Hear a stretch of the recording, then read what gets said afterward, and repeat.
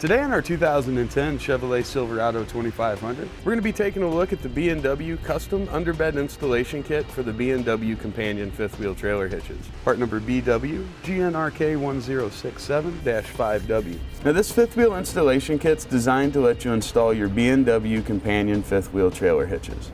The adapters are part number BW RVK3500 or part number BW RVK3400. The underbed design is going to allow full access to our truck bed, but can very easily be converted over to a fifth wheel hitch in less than 5 minutes. We'll start off by unlocking our B&W hitch and installing our fifth wheel adapter. We have ours pre-assembled, but you can adjust the uprights here depending on your truck and trailer combination. At this point, we're ready to connect to our trailer. It's going to be a little clip that you'll release. Basically, it's a safety pin. Then you swing the handle out. You can watch the jaws open. We're ready to back onto the trailer. Once we've secured to our trailer, we'll simply reinstall our clip. This is going to offer us a very quick and easy way to have a fifth wheel when we need it, a gooseneck when we need it, and also a clean, empty, open bed when we need that. Now we'll show you how that underbed kit installs. To begin our installation, we're going to be underneath the rear of the truck here. We've removed the spare tire just to make it a little easier to see. And we're going to trim our heat shield out. You have the option to fully remove it or trim it. I think it's easier just to trim it. So we're going to cut straight across in front of these two bolts that hold it in place. That'll give it an anchor point. And we're going to do the same thing on that front hat channel just behind those bolts. We want to clear out the area from pretty much this edge to that forward edge of the hat channel. And to do it, we're going to use a high-speed cutoff wheel. You can use whatever cutting tool you prefer.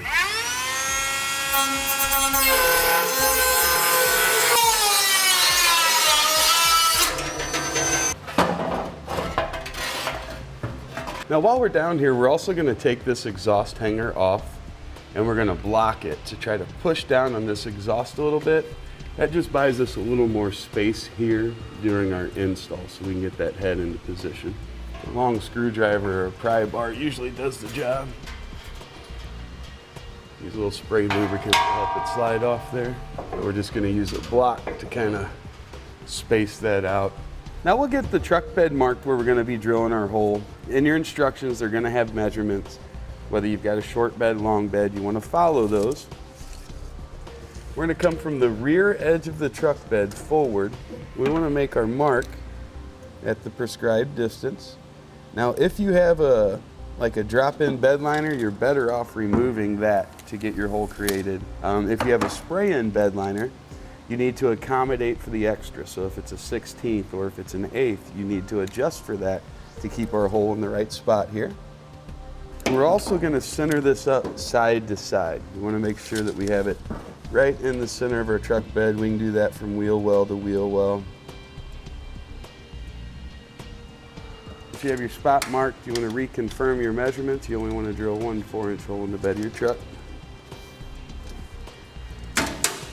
Then we're going to use a center punch, mark the dead center of that mark. Now we're going to use a 4-inch hole saw and get that drilled out.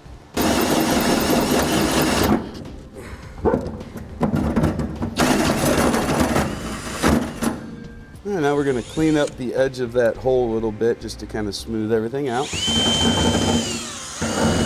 Now we can get all of our metal shavings cleaned up, and we're going to treat this with a little bit of clear coat or spray paint just to touch up that bare metal.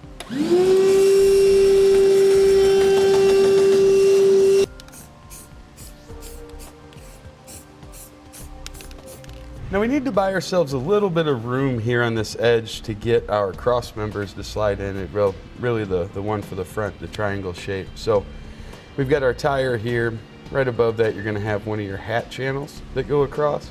We need to take a small notch out of this edge. We're going to do that 2.5 inches toward the front of the truck from that hat channel that runs across. Going to be the center. We want that to be 1/2 inch high. And we want it to be about 1.5 inches wide. So from there to there, I'm going to be taking out that little triangle, just like that.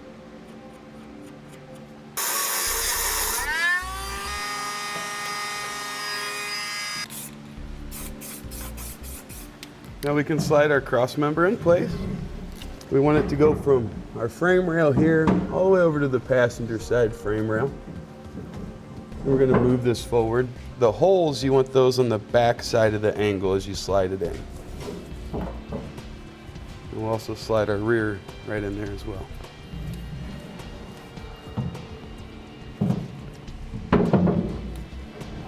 Now once we have our cross member in place, the hole that's closest to the driver's side, we need to put one of our bolts in. Just going to kind of slide that in from the back.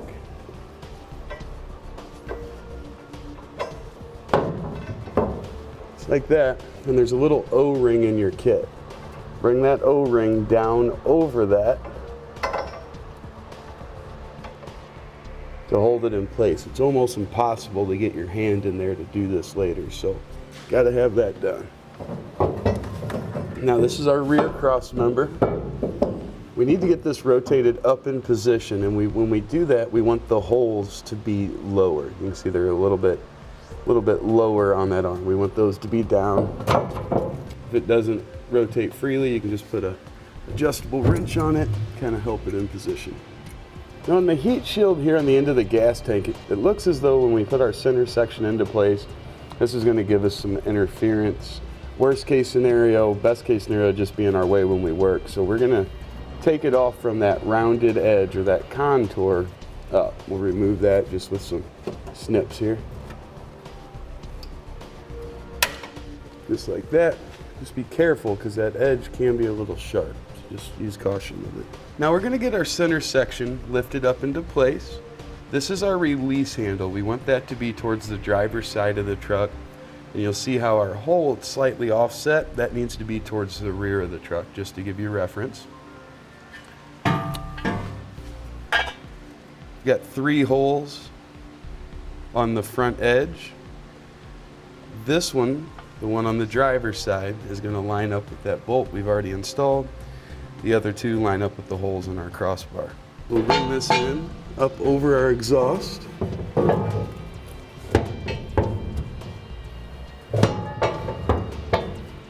And then work it in above our tank there.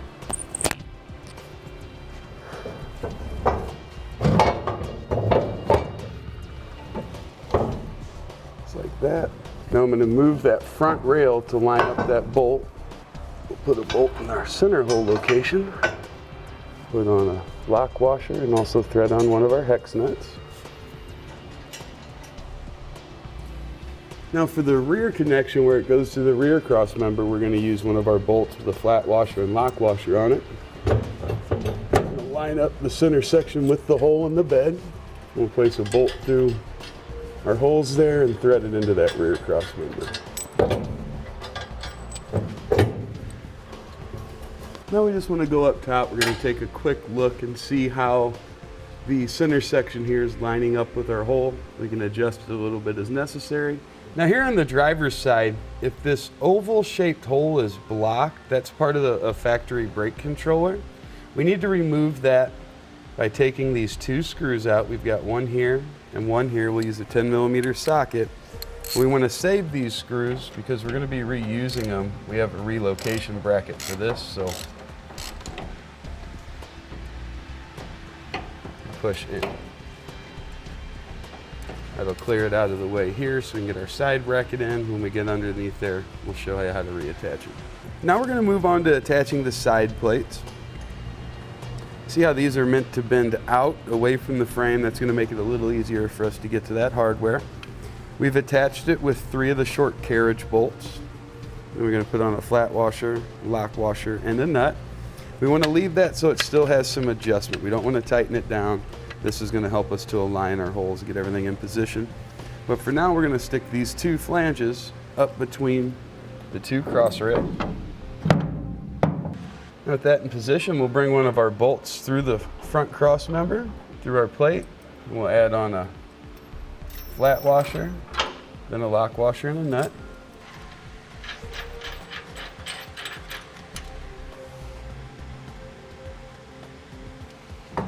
Here's the brake controller relay. We've moved it up out of the way for now. Here's our relocation bracket. You can see those 2 bolts are going to slide down on there. We need to take this the larger bolt, place on one of our oval bushings, just like that, and it's going to go through the oval shaped hole in the frame.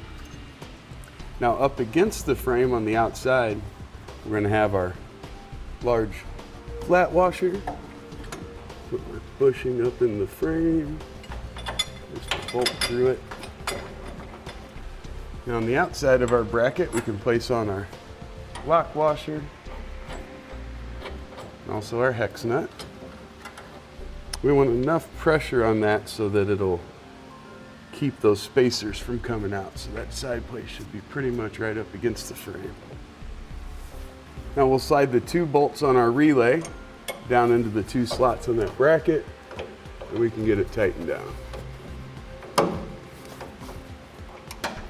Now we're going to install our U-bolt. It needs to come through this hole right here.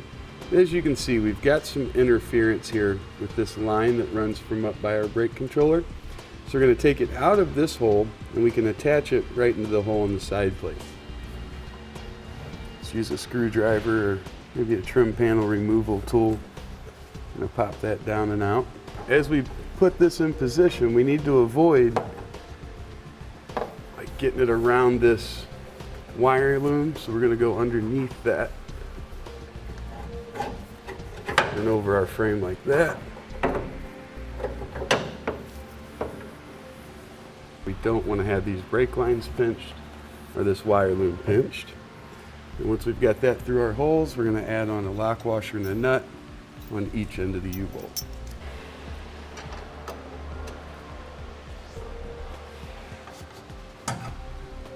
And we'll bring that wiring down, slide it right in position like we talked about. Now we're going to go do the exact same thing on the passenger side, although we don't have to worry about the relocation bracket. Now we're going to snug down and torque our hardware. We're going to start by securing our center section to our cross rails.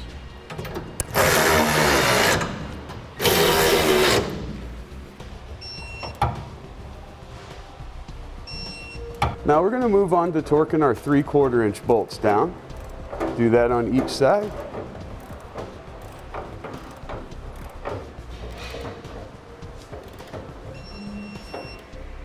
Now we'll move on to getting our U-bolts torqued down.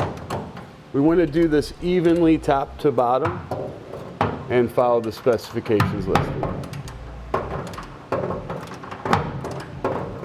Now we'll do the same thing for our driver's side. Now we'll get the 3 carriage bolts tightened down appropriately.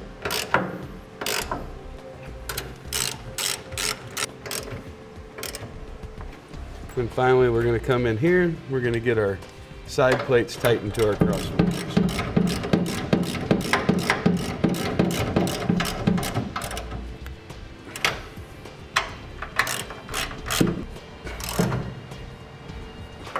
Now we can slide our release handle in over the frame rail there, and we'll bring it through the half round hole in the end of the center section.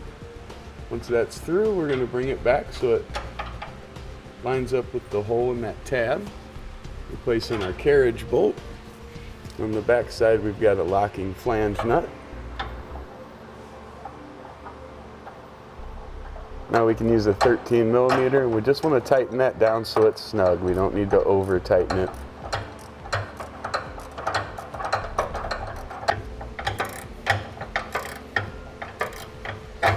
Now we can pull out on our handle, rotate that clockwise. That's going to lock it in the open position for us. You see, rotate it the other way, allow that to come in. That goes into the lock. Now when we install our safety chain U-bolts, we're going to have 2 holes here. Some are going to be a little closer to the middle, some further out. You want to choose the hole that lines up with the bottom of the corrugation so our safety chains sit down flush. In our case, it's going to be the 2 here, a little bit closer to the middle. That's going to be on both sides. So I'm going to take a 1/2 inch drill bit. I want to use that to mark the center of the holes.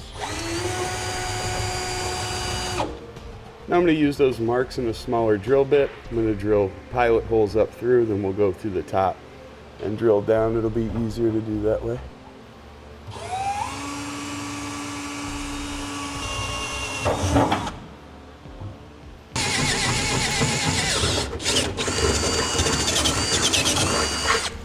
Now Now we just want to check the fit of our U-bolts. We want to make sure that they drop through freely, move freely. Looks like the hole's in the right position there. A little more clear coat will take care of that. We'll head down and put on our hardware. Now onto each one of our bolts, we're going to place one of our springs.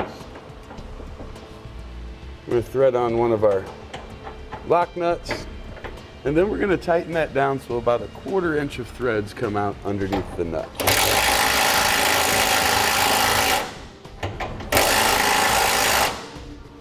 About good there. We'll do that for the 3 remaining locations.